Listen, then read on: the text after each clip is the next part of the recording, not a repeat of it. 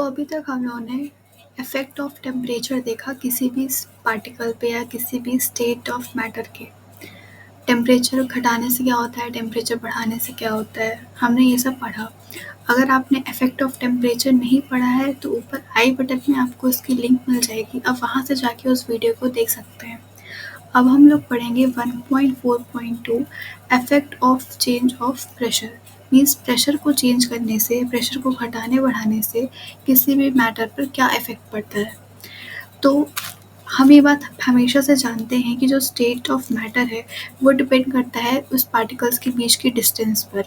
Means हमने ये देखा है कि जो भी सॉलिड सब्सटेंस होते हैं उसका बीच के जो पार्टिकल्स हैं वो बहुत ही टाइटली पैक्ड होते हैं, उनके बीच की डिस्टेंस बहुत ही कम होती है, बिल्कुल सटे हुए लगे रहते हैं। जो लिक्विड है उसमें थोड़ी सी ज़्यादा स्पेस होती है एज़ कम्पेयर टू लिक्विड। और अगर गैसियस पार्टिकल की बात करें तो उसमें पार्टिकल्स बहुत दूर दूर होते हैं, खूब स्पेस रहती है गैसियस पार्टिकल्स में। तो हमने कहीं ना कहीं अपनी प्रीवियस क्लासेस में ये तो पढ़ा है कि जो भी मैटर है उसके पार्टिकल्स की डिस्टेंस डिसाइड करती है कि वो पार्टिकल्स कौन से स्टेट में एग्जिस्ट कर रहा है। लेकिन क्या होगा अगर हम किसी भी सब्सटेंस पे या फिर किसी भी मैटर पे प्रेशर लगाएं और उसको कंप्रेस करें। मीन्स अगर हम किसी भी चीज़ पे प्रेशर लगाते हैं तो वो दब जाती है। तो क्या होगा अगर हम किसी भी पार्टिकल पे, किसी भी मैटर पे प्रेशर लगाएं और उसको कंप्रेस करने की कोशिश करें तो।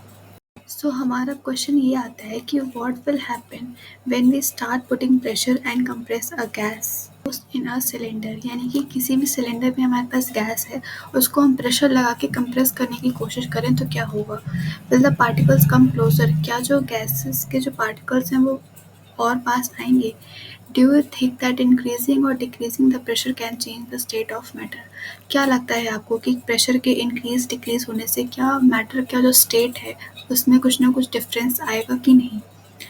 तो अगर हम देखें फिगर नंबर 1.8, तो सबसे पहले ये लिया है हमने सिलेंडर। ये है हमारा सिलेंडर, क्लोज्ड सिलेंडर तो नहीं है, ओपन सिलेंडर है। ओके, ये है हमारी पिस्टन, ये है हमारा पिस्टन और ये है हमारा पार्टिकल्स, ये है हमारे पार्टिकल्स। ये एक पार्टिकल्स था, हमने इसको कंप्रेस किया, हमने फोर्स लगाया with the help of piston. तो ये जो पार्टिकल्स हैं जब हम किसी चीज़ में फ़ोर्स लगाते हैं तो वो कंप्रेस होता है। हमने जब इस पे फ़ोर्स लगाया तो वो कंप्रेस हो गया।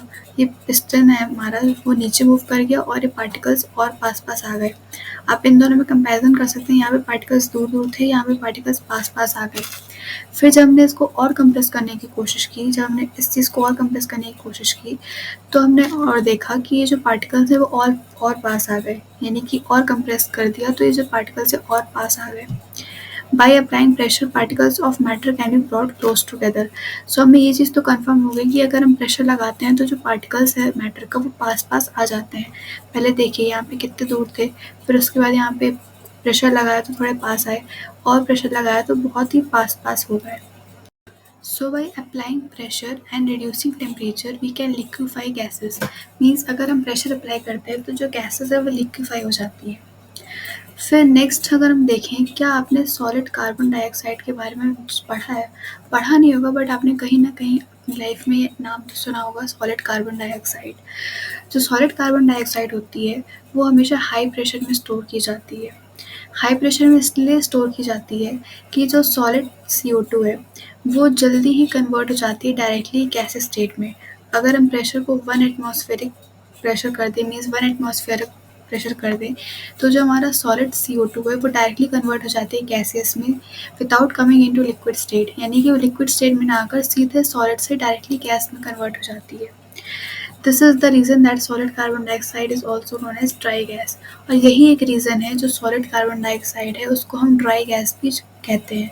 सॉलिड कार्बन डाइऑक्साइड को ड्राई गैस के नाम से जाना जाता है, वो इसीलिए क्योंकि जो सॉलिड कार्बन डाइऑक्साइड है वो 1 एटमॉस्फेरिक प्रेशर पे वो डायरेक्टली कन्वर्ट हो जाती है गैसियस स्टेट में without coming into a liquid state. Thus, we can determine that pressure and temperature determines the state of a substance, whether it will be a solid, liquid or gas.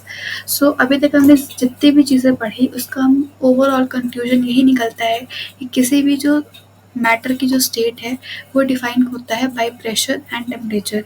अगर हम pressure और temperature को change करेंगे, very करेंगे, कम ज़्यादा करेंगे तो उसी हिसाब से सॉलिड, लिक्विड और गैस की स्टेट चेंज होती रहेगी। सो कंक्लूजन में अगर हमें पूरे स्टेट कन्वर्जन को समराइज़ करना है, अभी तक हमने जितने भी स्टेट कन्वर्जन पढ़े, solid to liquid, liquid to gas, gas to solid, gas to liquid, liquid to solid, वो सारे कन्वर्जन को अगर हम एक फिगर में समराइज़ करें तो कुछ इस प्रकार होगा एज फिगर 1.9। फिगर 1.9 हमें ये शो करता है कि सबसे पहले हमारे पास सॉलिड था। सॉलिड को जब हमें लिक्विड में कन्वर्ट करना होता है तो उसको हम कहते हैं फ्यूजन। जब सॉलिड लिक्विड में कन्वर्ट होगा तो वो कहलाएगा फ्यूजन। फिर जब लिक्विड में कन्वर्ट हो गया, फिर जब लिक्विड जो हमारा गैस में कन्वर्ट होगा, जब लिक्विड हमारा गैस में कन्वर्ट होगा, वो कहलाएगा हमारा वेपराइजेशन। जब गैस हमारी सॉलिड में कन्वर्ट होगी, जब गैस हमारी सॉलिड में कन्वर्ट होगी, उस प्रोसेस को हम कहेंगे डिपोजिशन। वहीं अगर हम इसका जस्ट अपोजिट करें साइकिल को, तो वो कुछ इस प्रकार होगा। अगर हमें किसी सॉलिड को गैस में कन्वर्ट करना है तो उस प्रोसेस को कहते हैं सब्लिमेशन। हम सॉलिड को गैस में कन्वर्ट कर सकते हैं by the process of sublimation. फिर अगर हमें किसी गैसीय सब्सटेंस को लिक्विड में कन्वर्ट करना है, किसी गैस को अगर हमें लिक्विड में कन्वर्ट करना है तो we can do it with the help of the process known as condensation. उस प्रोसेस को हम कहते हैं, गैस को लिक्विड में कन्वर्ट करने वाले प्रोसेस को हम कहते हैं कंडेंसेशन। फिर अगर हमें किसी लिक्विड को सॉलिड में कन्वर्ट करना है तो we can convert it with the help of a process known as solidification. So ये पूरा था interconversion of the 3 states of matter.